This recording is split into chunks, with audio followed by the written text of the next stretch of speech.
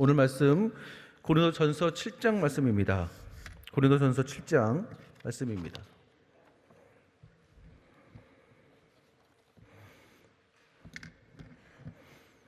고린도전서 7장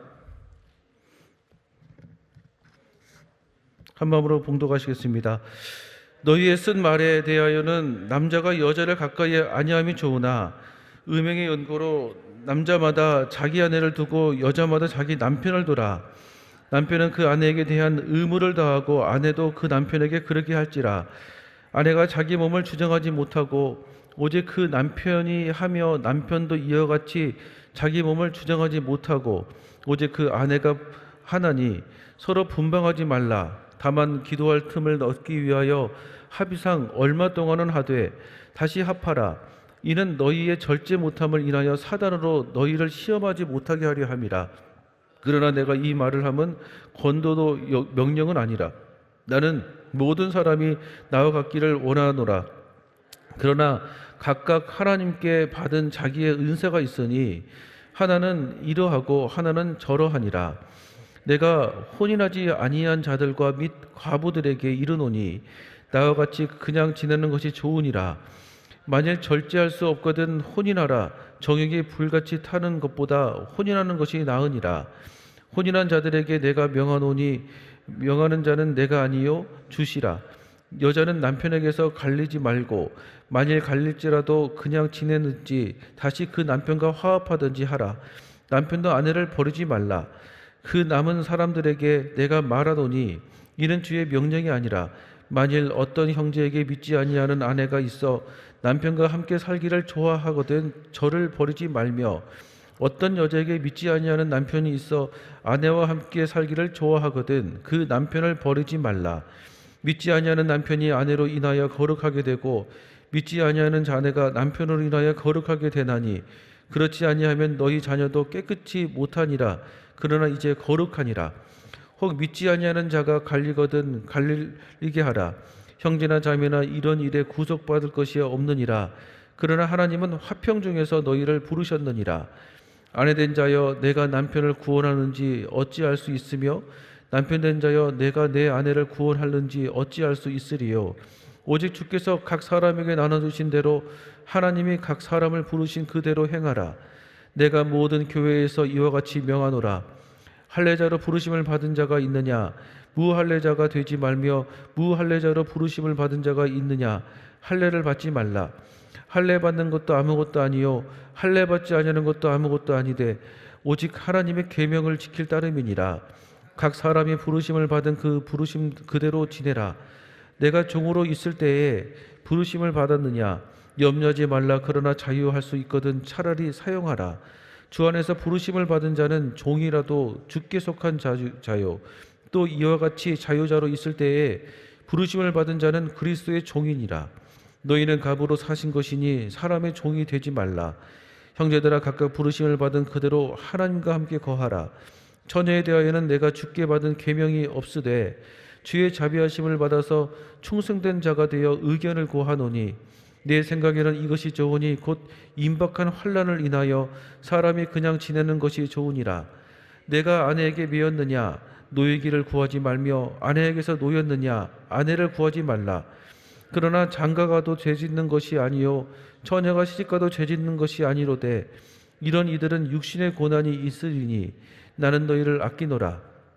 형제들아 내가 이 말을 하노니 때가 단축하여진 고로 이후부터 안에 있는 자들은 없는 자같이 하며 우는 자들은 울지 않는 자같이 하며 기쁜 자들은 기쁘지 않는 자같이 하며 매매하는 자들은 없는 자같이 하며 세상 물건을 쓰는 자들은 다 쓰지 못하는 자같이 하라. 이 세상의 형적은 지나감이니라. 너희가 염려 없기를 원하노라. 장가가지 않는 자는 주의 일을 염려하여 어찌하여 주를 기쁘시게 할고 하되 장사간 가는 세상 일을 염려하여 어찌하여 아내를 기쁘게 할고 하여 마음이 나누이며 시집가지 않는 자와 처녀는 주의 일을 염려하여 몸과 영을 다 거룩하게 하려 하되 시집간 자는 세상 일을 염려하여 어찌하여 남편을 기쁘게 할고 하느니라.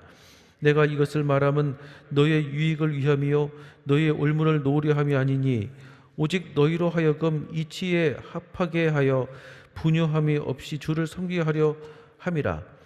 누가 자기의 처녀 딸에 대한 일이 이치에 합당치 못한 줄로 생각할 때에 혼기도 지나고 그같이 할 필요가 있거든 마음대로 하라. 이것은 죄 짓는 것이 아니니 혼인하게 하라.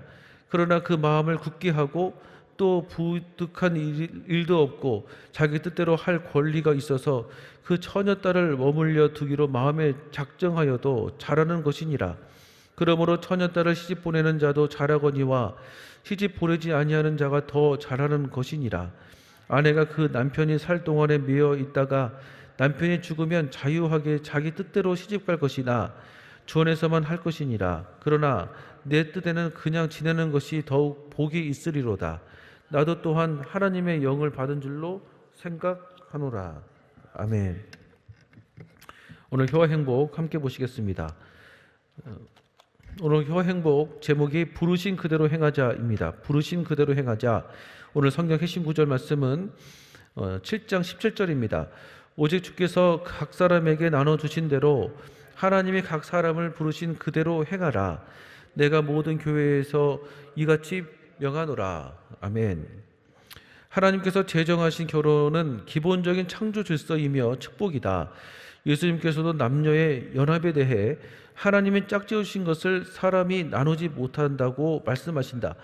그런데 본 장에서 바울은 아직 결혼하지 않은 남녀, 이혼자, 과부에게 결혼하지 않고 그냥 지내는 것이 좋다고 권면한다. 바울은 왜 하나님께서 복 주신 결혼보다 오히려 독신으로 지낼 것을 권면하고 있을까? 고린도 교회는 그 당시 고린도 지역에 난무했던 쾌락주의와 이단이 주장하는 금욕주의의 사이에서 결혼과 독신의 문제에 있어 올바른 판단을 하지 못하고 있었다. 이러한 상황에서 그들은 바울에게 해답을 구했고 바울은 올바른 결혼 생활과 독신에 대해 권면해 준다. 먼저 바울은 결혼한 자들은 자신의 배우자에게 의무를 다하라고 권면하며 결혼을 존중한다. 그런데 바울이 독신을 권하는 것은 곧 주님이 다시 오실 종말의 때가 임박했음을 믿었기 때문이다. 바울은 자신이 살아있는 동안 임박한 환난에 다가올 것이며 이 땅에서의 삶이 단축될 것이라고 확신했다. 그러므로 바울은 종말과 심판이 얼마 남지 않은 이때 하나님의 일에 전념하자라고 권면하는 것이다. 결혼과 독신은 모두 하나님 주신 은사이다. 한쪽이 다른 쪽보다 도덕적으로 더 우월하다고 단정 지을 수 없다. 결혼한 자는 결혼 생활을 성실하게 감당함으로 하나님을 섬기는 일에 최선을 다해야 한다. 독신인 자는 독신으로 지내는 동안 하나님께 영광을 돌릴 수 있도록 최선을 다해야 한다. 결혼했든 독신이든 우리의 목적은 이 세상에서 오직 하나님의 계명을 지키면서 사는 것이다. 현재 하나님께서 주신 은사대로 부르신 그대로의 모습으로 하나님께 영광을 돌리면서 살자. 아멘. 오늘 말씀을 근거로 하나님의 말씀 잠시 나누고 기도하도록 하겠습니다. 고린도전서 7장은 결혼관, 이혼이나 부르심에 대한 내용들로 구성되어 있습니다. 특히 고린도전서는 고린도 지역과 교회 안에 젖어 있는 헬레 문화나 금욕주의, 영주주의 이런 내용들 좀 더 깊게 알게 되어지면 그 말씀 안에 담겨져 있는 뜻들이 좀 더 구체적으로 볼 수 있다고 생각을 합니다. 사실 제 개인적으로는 이 고린도전서 7장은 참 어렵다고 생각을 합니다. 왜냐하면 내용 자체가 어려워서 어려운 것이 아니라 어떤 관점을 바라보느냐에 따라서 그 말씀에 대한 입장이 좀 달라지기 때문에 그렇다고 생각을 합니다. 특별히 7절 같은 내용들은 지금도 신학자들 사이에서 많은 의견이 분분하다고 합니다. 시간상 모든 내용도 다룰 수는 없지만 이 결혼관과 부르심에 대한 내용을 주로 다루고 기도하는 시간 갖도록 하겠습니다. 첫째는 창조 질서에 대한 결혼 생활입니다. 오늘 1절을 보시면 너희가 쓴 문제에 대하여 말하면 남자가 여자를 가까이 아니함이 좋다라고 말씀을 하고 계십니다. 남자가 여자를 가까이 아니함이 좋다는 것은 사실 사도 바울의 의견이 아닙니다. 이거는 고린도 교회 안에 있는 이 금욕주의에 대한 생각을 갖고 있는 사람들에 대한 의견을 말을 하는 것입니다. 쉽게 말을 하면 고린도 교회에는 아직 어린 신앙을 갖고 있던 사람들이 참 많았었습니다. 그런데 그 교회 안에 창조질서 안에서 만남을 갖고 부부관계를 갖고 또 부부 안에서 아름다운 성적 생활을 하는 것이 좋다라고 배웠는데, 이 금욕주의자들은 부부 관계에 대해서, 특히 부부 성적 관계에 대해서 굉장히 극단적인 욕망으로만 생각을 했었던 경향이 있었습니다. 그래서 이것이 어린 신앙을 갖고 있는 사람들이 보기에는 좀 혼란스러웠던 거예요.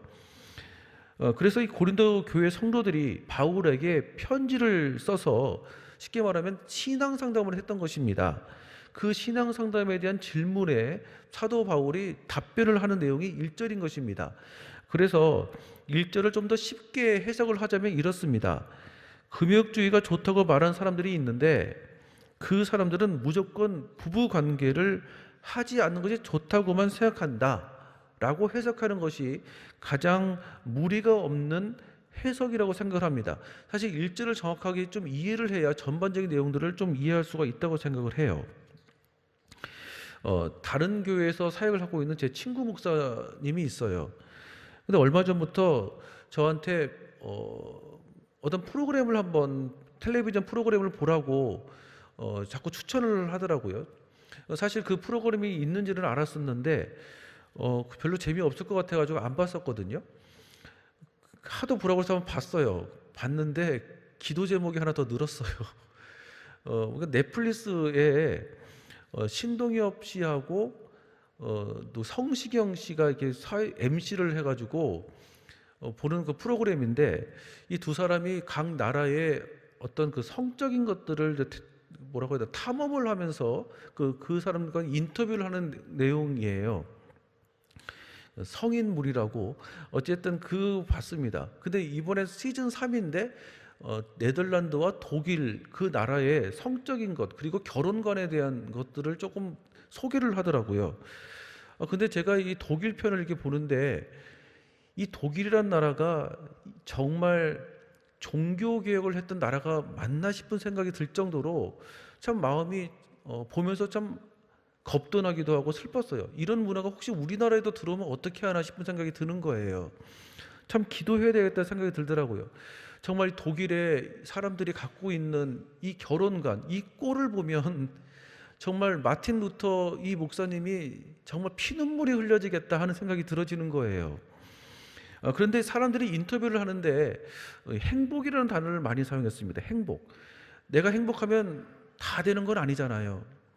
내가 행복하면 그냥 남자인 상태에서 뭐 여자들 많이 만나고 하면 내가 행복하면 다 됐지. 이것은 사실 좀 부작용들이 많이 있지 않습니까? 그런데 기독교 세계관은, 기독교 결혼관은 행복에 있는 것이 아니라 사실 거룩에 있습니다. 물론 결혼 생활이 행복하기 위해서 결혼하는 것, 행복도 물론 중요하죠. 그런데 너무 행복만을 추구하게 되어지면 부작용이 좀 많은 것 같아요. 우리는 죄인입니다. 그런데 거룩하신 분을 의지하고 살아가는 것도 사실 중요한 거룩함의 한 표현 아니겠습니까? 거룩한 하나님을 부부가 서로 의지하고 그리고 서로의 연약한 것들을 이해하고 공감해 가면서 살아가는 것, 이것이 사실 하나님 보시기에 좋은 결혼관이라고 생각을 합니다. 그런데 행복만을 초점을 갖고 있는 결혼 생활은 상대방을 통해서 나의 행복만을 자꾸만 누리려고 하니까, 그리고 내가 하는 행동이 다 행복하면 됐지 하는 생각들은 사실 하나님 보시기에 합당치 않은 행동들로 많이 이어지는 것 같습니다. 호세아는 하나님과 우리를 부부관계로 묘사합니다. 죄를 지었음에도 불구하고 여전히 열정적으로 나를 사랑하시는 그 하나님, 사랑의 그 표현을 하고 계시는 하나님을 향해서 말씀을 순종하고 그 삶을 따라가는 것, 이것이 정말 귀한 삶이라고 생각을 합니다. 오늘도 기도하실 때 거룩하신 하나님을 의지하는 마음으로 부부 생활을 할 수도 있고, 또 결혼을 앞두고 있는 성도들이 있다고 한다면, 또 결혼한 상태에서 이런 기독교적 세계관이 조금 질서가 좀 흐트러진 부분이 있다면, 하나님 무조건 행복이 아니라 하나님 거룩함을 두게 하시고 하나님을 의지하는 믿음 갖고 살아갈 수 있도록 하는 나를 붙들어 주십시오 라고 기도할 수 있는 귀한 시간이 되기를 주의로 축원드리겠습니다. 두 번째로는 부르신 자리에서 순종을 하자는 것입니다. 우리는 부르심에 대해서 생각할 때 나는 의사로, 어떤 교수로, 군인으로 불렀다라고 어떤 부르심에 대해서는 미래에 초점을 두는 경향이 좀 많은 것 같아요. 물론 그것도 맞습니다. 그런데 오늘 말씀에서를 보면 이 부르심에 대한 초점이 미래가 아니라 한번 따라해 볼까요? 과거에 초점이 있습니다. 내가 과거 할례자로서 부름을 받았고 비록 내가 과거의 무할례자로서 부름을 받았다. 그런데 그것이 중요한 것이 아니라 하나님께 붙들림 당한 것이 중요하다라고 얘기를 하고 있는 것입니다. 19절에 보시면 할례 받은 것도 아무것도 아니요 할례 받지 아니한 것도 아무것도 아니로되 오직 하나님의 계명을 지킬 따름이다라고 말씀을 하시고, 그리고 19절 말씀을 24절과 이어서 이렇게 말씀을 이렇게 보게 되시면 24절에 형제들아 너희는 각각 부르심을 받은 그대로 하나님과 함께 가라 라고 말씀하고 계십니다. 특히 21절을 보면 현재 나의 성품을 균형감 있게 이해하고 활용하는 것이 중요하다라고 말씀하고 있는 것입니다. 내가 종으로 있을 때 부르심을 받았으나 염려하지 말라. 그러나 내가 자유롭게 될 수 있거든 그것을 이용하라 라고 말씀하여요. 예를 들어서 이렇습니다. 내가 내성적인 성품이 있는데 이 내성적인 성품에 대해서 평소 불만족스럽다 이거예요. 그런데 내성적인 성품 때문에 외향적인 성향을 가지고 있는 사람들이 좀 없는 것도 있거든요. 내성적인 사람들은 섬세하게 사람들의 마음을 이렇게 돌봐줄 수 있고 센스 있는 어떤 것도 있지 않습니까? 이 방시혁 씨는 우리나라 대중문화가 서구 문화 안에서 무시받는 것이 정말 화가 났대요. 그래서 우리나라 대중문화를 전 세계적으로 인정받게 하는 그 그룹을 만들어야 되겠다 싶어서 만든 그룹이 BTS라고 하지 않습니까? 분노의 마음이 있습니다. 근데 분노의 마음을 부끄럽게만 생각하지 말고 그것을 미래를 향해서 한번 적극적으로 활용해 가봐라. 21절 말씀을 근거로 말씀을 드리면 나의 성품을 균형감 있게 이해하고 지금 현재 부르심의 자리에서 미래를 준비해 나가라 라는 것입니다. 나 자신에 대해서 부정적으로 생각하지만 말고 할 수 있다라고 하는 생각의 틀 안에서 말씀으로 승리하는, 그래서 미래를 준비하는 현재를 살아가라.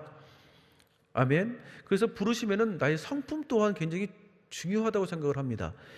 성령님 오늘도 나와 동행하시고 나의 성품을 통해서 하나님의 부르심의 자리에 영광이 되게 하시고 부족한 성품은 주님의 은혜로 새롭게 변화시켜 주셔서 하나님의 나라와 영광에서 쓰임받게 부족 없도록 하나님 나를 붙들어 주십시오. 기도할 수 있는 은혜가 있기를 주 이름으로 축원드리겠습니다. 기도하겠습니다. 살아계신 하나님 아버지 감사합니다. 오늘 귀한 말씀을 붙들고 기도하고 나아갈 때에 주의 성령이 함께하여 주셔서 머리마다 기름 부어 주옵시고 또한 말씀을 붙들고 살아나갈 수 있도록 하나님 오늘 하루에 축복과 은혜가 넘치게 허락하여 주시옵소서. 예수님의 이름으로 기도드립니다.